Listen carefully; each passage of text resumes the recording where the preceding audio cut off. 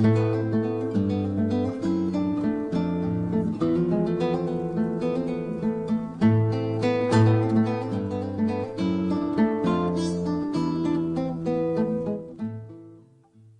there, this is Union Maiden Hellraiser Ann Feeney, and you are listening to Voices at Work on commercial-free, listener-supported Pacifica Radio 90.1 KPFT, Houston, Texas. And now we're going to go to our break song for this week, and you know, this is I think this is the first where our guest, who is an author, right, is also a union organizer, union rep, but he also sings and has several CDs out. Four out, from what I've read. Yeah, so we're going to play a song off of Caution to the Wind. It's about the life of an organizer, and it's called Hard Miles. When we come back, we'll be speaking with Phil Cohen, author of the book War in American Workplace, The Jackson Project.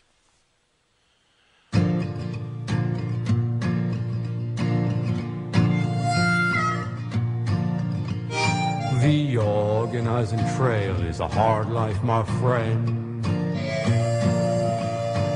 You stand at the gate in the rain and the wind, and the scabs walk by and they threaten your life. From the first of the morning till late in the night. From the first of the morning till late in the night.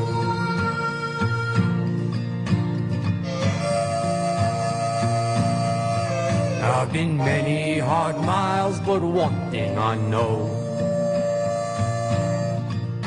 There's towns with a union where there was none before.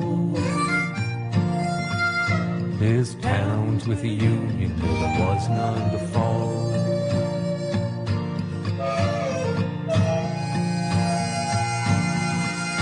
You knock on the door of the folks where they live to see if support for the union they'll give. And you're so far from home and you're too tired to stand, yet you walk that line with the sign in your hand. Yet you walk that line with the sign in your hand.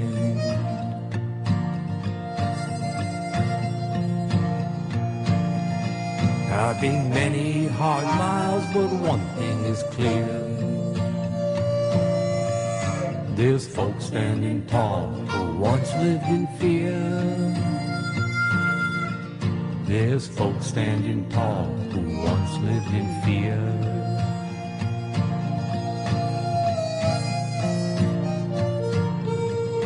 There's many a fool on the company's side, and many a good man who just works the line, and many good people get brought to their knees, and many a promise gets lost in the breeze, and many a promise gets lost in the breeze.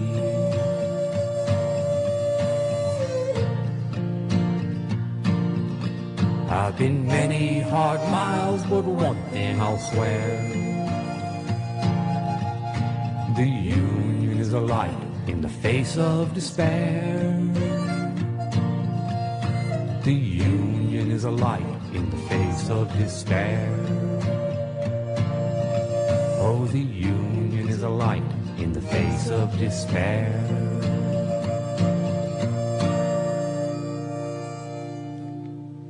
Okay, again, that was Phil Cohen and Patricia Ford off the Caution to the Wind CD, Hard Miles. And now, luckily, we are joined by Phil Cohen, author of the book War in the American Workplace, The Jackson Project, a memoir. And how are you doing this evening, Phil? I'm pretty good for someone who hasn't had a day off in 3 weeks. Well, and which is strange for somebody who was retired. So. Yeah, working in your garden. What happened to all that? Well, you know, how can I say this? The unions always, periodically called me back when there's been a crisis situation, and I guess by nature I've always been an action junkie. It was nice to have, a year of doing absolutely nothing whatsoever. But then I focused all of my attentions on writing the Jackson Project.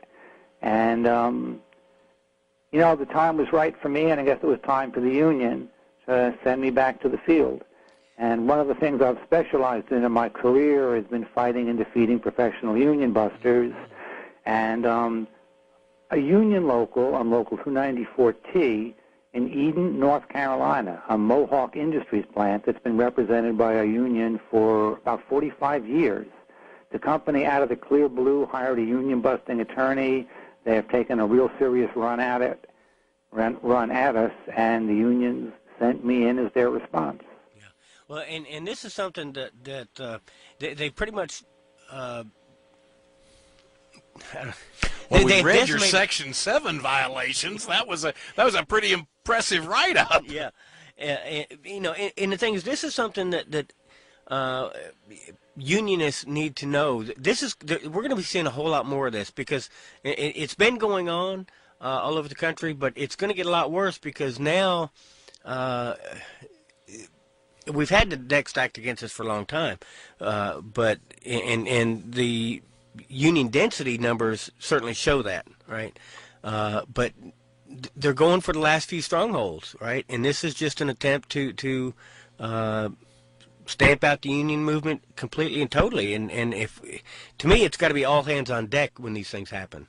Yeah, look, it's very clear from the way the company and their attorney are going about this and the choosing of the timing after all these years is that they're trying to take advantage of and exploit what is now a Trump-appointed labor board. It's really interesting because we have, the company went after, the interesting thing about this case, they went after employees they considered to be weak links, either not union members or inactive union members, and they really dispensed with subtlety in regards to employees that they felt at the very least would be afraid to come forward. Direct hands-on management, solicitation, and coercion to sign the petition, etc. And the leadership of the local has done a remarkable job of getting some of these supposed weak links to come forward and give absolutely killer, damning statements to the labor board. Excellent. Of management at just support but domination of the petition. And so the company lawyer just a couple of days ago submitted a battery of motions and briefs directly to the full board in Washington, bypassing Region 10 in Atlanta entirely, hoping to get basically on legal technicalities to get, the Trump Labor Board to just overturn all the good work we've done, in essence saying this or that legal technicality is more important than the truth. And I think working with our attorney, we've done a real good job submitting a response to that to the full board that will hopefully nullify that and get us back on track. Because I believe, you never know what's going to happen in a situation like this till you've won, but we are, all signs are now that we are headed towards a dismissal of the petition. Yeah. Well, and it's, there's so many aspects to a fight like this. Like say, if the company sees any weakness or any apathy in the membership, that's when they try to do something like this. They see it and they respond to it. And if your response is that those apathetic members suddenly become awoke, right, and active, that can mean a lot. I just want to quote something from your book that because this thing is, there's actually several quotes. There's a fantastic in the foreword by Cy Khan. It's a really great part about poor workers and things. But just this one thing, because I think it speaks to you're speaking to a group of workers, and it says. I am your soldier. As long as this fight lasts, I will live for you and, if necessary, die for you. But I'm only one man. I am not the union. The committee is not the union. You are the union. That's more than just words. There's a lot of work to be done, and you're going to have to be the ones to do it. And to me, that is so important. Yeah. And that's what an apathetic union, when a local gets used to the day-to-day, that's what happens. They forget. They think that the union rep is the one that's supposed to do it all, and that's never the way it's supposed to work. No, you're absolutely right. And, one of the things that's been amazing about some of the folks that did come forward, it wasn't a quick decision on their part. They really went through kind of an agonizing soul-searching process on their end, kind of a classic battle within themselves of fear versus wanting to tell the truth and do what's right. Yeah. And when a group of these employees all came forward, they all came to the union hall on the same day. This particular group and a board agent was down there, and I said to them before the board agent got there, the company saw you as weak links, and you have come forward and you're about to prove them wrong. And you're going to feel good about that for the rest of your life. I mean, and seeing folks go through that kind of a process and that kind of transformation, seeing folks find their nerve, is, to me, the most beautiful and fulfilling part of this work. Yeah, it's like, and that's one of the problems with a local that's been there for 45 years. The people that did the original struggle have long gone, right? And we have inherited, what they built for us.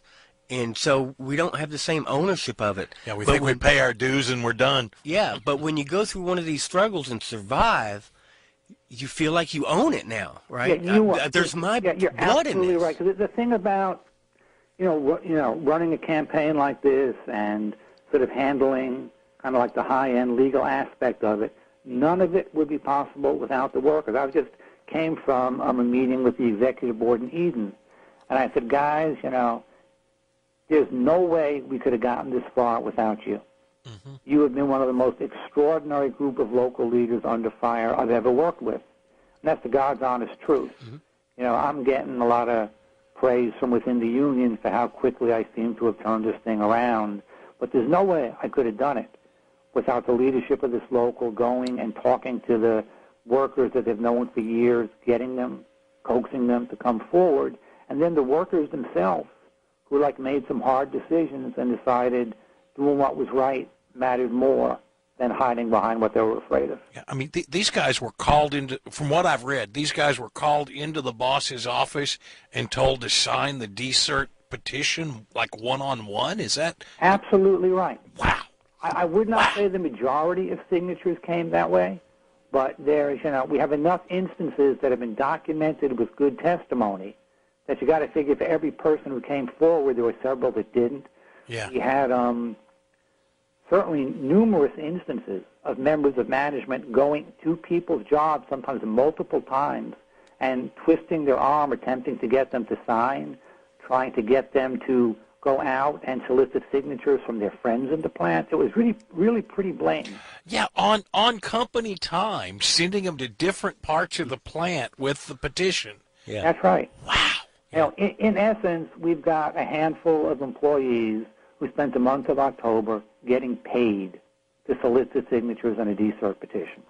And amazingly, check this out. Yeah, everybody in this group was taken on a field trip. All of the people who ultimately became the desert committee were taken on a field trip to a non-union plant owned by this company and clearly formed into the desert committee there. Yeah. Because within less than a week, the petition hit the floor. And the sad thing is that they would fall for something that, that stupid, because what's the reason, right? If that other plant has decent pay and benefits, it's because they don't want it to be union. So absolutely. If you destroy the whole reason why the non-union plant might be comparable, they're going to reduce the pay and benefits of both of them. Of course. It's interesting. I was almost word for word. I was saying the same thing to folks a couple of days ago. But the thing is, companies look for a certain profile in the people that they work through to bust the union, the people of whom they form the desert committee and select the petitioner. They look for people with an inferiority complex who want to feel like they are somebody. They puff them up, make them feel like they're buddy-buddy with management. And the ringleaders always get promised some serious incentive under the table. And I actually learned from a very reliable source. We're talking about a confidant, to the petitioner. I mean, someone who's not going to come forward, but a source that I consider 100% credible, that in this particular instance, the petitioner was promised a management position in the health and safety department. This is someone who's worked in the plant for like 2 years, has hardly any qualifications, but she's been promised a position kind of way above the level of an ordinary supervisor for doing this if she pulls it off. I'll also tell you this, in more than half of the DCERT cases I've dealt with, and, hate to jinx myself from the 11th hour, but to date, I've never had a union locally certified on my watch. Awesome. And I've been sent into a lot of these. More than half the time, within a year, the petitioner gets fired. Yeah. Because once the company loses, the petitioner becomes a liability because they know too much. Yeah. Yeah, and you personally seem to have led quite an amazing life, bumming around over many continents, and, it seems to me like, from what I've read, you've probably had some kind of spiritual changes in your life that are guiding you somewhat. Can I pry into that at all, or would you rather not go there? No, how can I characterize this? I'll say this. My whole life pushed and shoved me and molded me into the kind of person that can do this kind of work.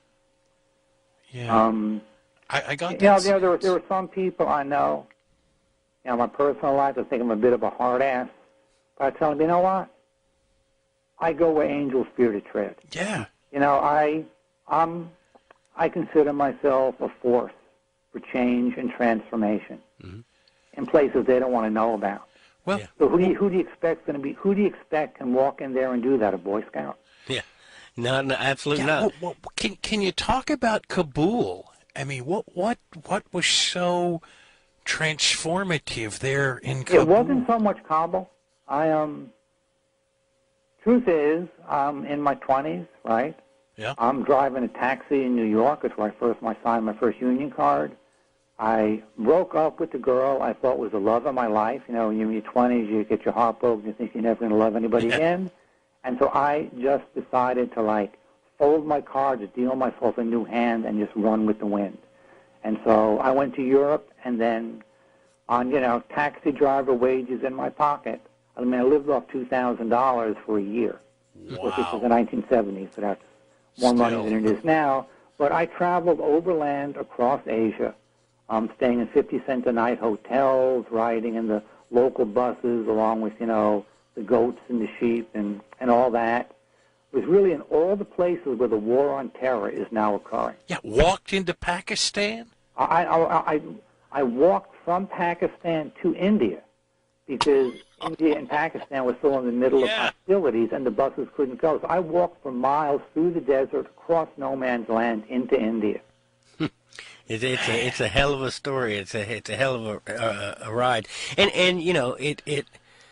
but it shows you what you're made of. It shows you what you are made of, and that gives you the confidence to get into these fights. My first kind of hardball organizing deal, I was a little nervous. Some of these guys when I came out union, they're these insinuations that they're gonna meet me in the parking lot and fight me, and he knew jiu-jitsu and all this stuff, but the organizer I was working with told me, what's the worst they're going to do? They can't eat you, right? And if they hit you, they're going to pay you so much money, right? You'll be glad of it. But the thing is, you mentioned something earlier I want to highlight on because, again, goes back to the fact that you're there to help these workers navigate the legal aspects and to bring out what they have within them already. And you mentioned that some of the local leaders really stepped up. And it's these times of struggle, right? If you don't struggle, you don't know how strong you are. That's exactly right. Right, and now if these people can feel their strength, not only can they defeat this fight, but they might teach others how to do it, and maybe can have some gains. Once you feel that power, they might get addicted to using it. Oh yeah. Well, what I've always run into, you get people to finally get off their ass and do an action, and the first thing they say is, "You should have done it different. You needed to do it like this." And I'm like, "Show me, please, show me." Well, and I hate to turn back to the book again, since we're talking about the current campaign, but there's a lot of good lessons in this book. And I don't have it right in front of me, the exact quote, but you were talking about a grievance, and you were trying to get a group grievance so that you could have a meeting with the plant manager and all of the aggrieved workers. Right. And how that is so powerful. It's more powerful than a mass leafleting, because those plant supervisors get really nervous. And I know this from my local. One year we're having difficult negotiations, and instead of the normal negotiating committee, they made sure that there was at least one rank and file worker from every contractor that was sitting in that meeting, sitting across the end of the table, because there was a lot of lies going back and forth. Yeah. So talk a little bit about just the power of those type of things. Well, the first thing is that, most of the time, especially in a non-union plant, when a worker confronts management, it's one of them and several members of management. They're outgunned, they're outnumbered. And to turn the table, and for the members of management to feel outgunned and outnumbered, and to put workers through an exercise of using the power that's been inside them to begin with, is just one of the most beautiful things you can imagine. I organize around excitement. When I run a campaign, in a sense, I make it the greatest show to ever hit that town. And it's not only, people don't only not only experience, the risk and the challenges. It makes them high doing it. Seeing the lights come on in people's eyes, seeing them get involved in some action they were terrified to get into, and then they walk away from it, and they not only live to tell about it, but they won.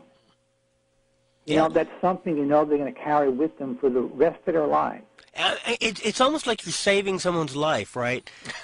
Really, I mean, because these, because it can be so depressing.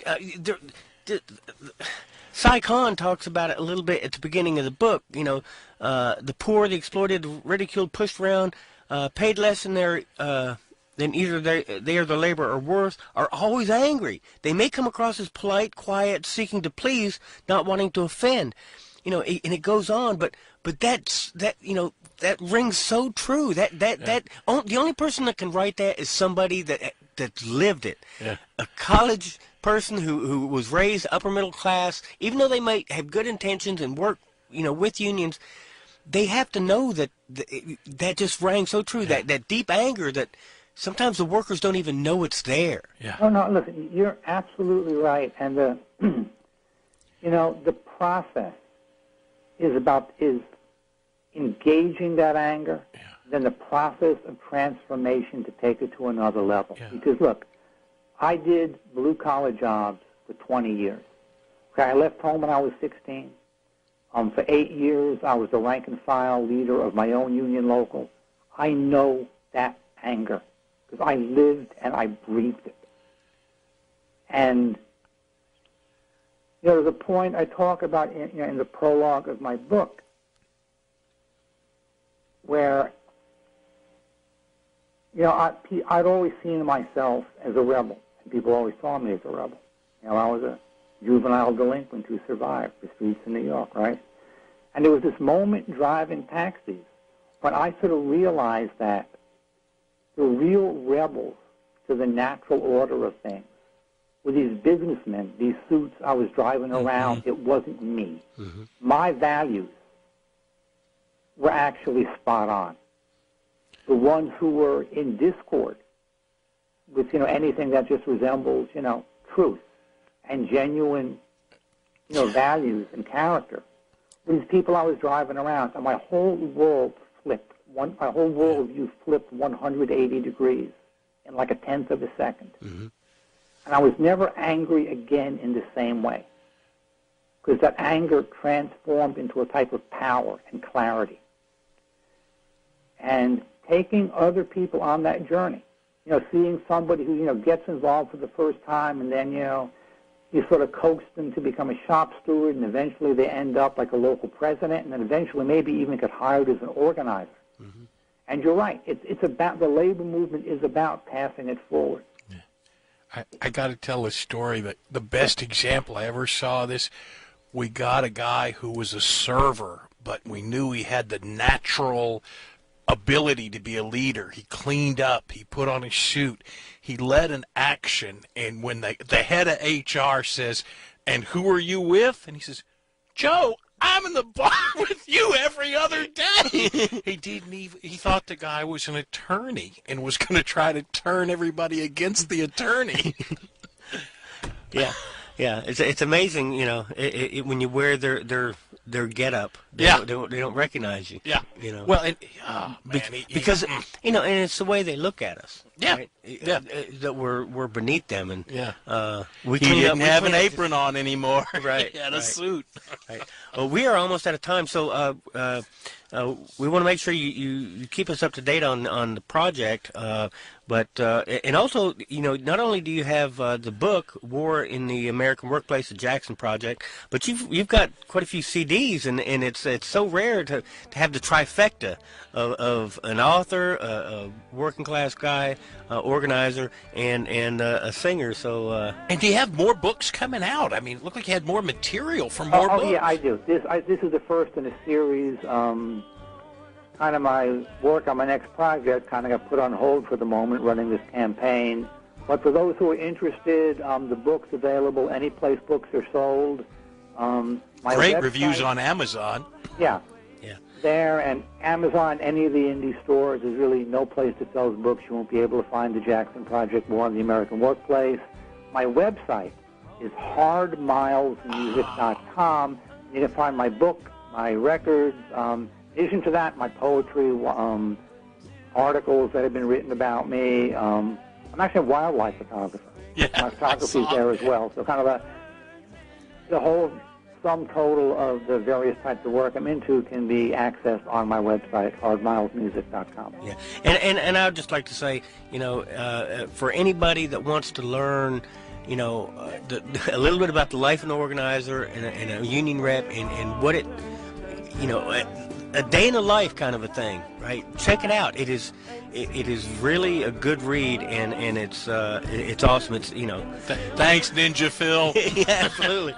Hey, I enjoyed being here. Appreciate you having me. Oh, I thank you so much, and keep us up to date on when you defeat that company. Make sure you let us know. We're actually expecting a determination in the near future, and I will let you know as soon as I get one. Please do. Sounds good. All right, we are going to close out with End of the Line. It's one of Phil and Patricia's latest CDs off Threads of Gold. So we thank you very much, and we will talk to you next week. Until next week, this is Ron. Ms. Victor. For Robert, Joseph, Gordon, and Monica, peace and solidarity, brothers and sisters. Amen. On the edge of a cliff, at the end of the line, a man stands alone as he runs out of time. He listens in the stillness of the nighttime air. He's done his best to love, but no one is there. A well has water until it runs dry.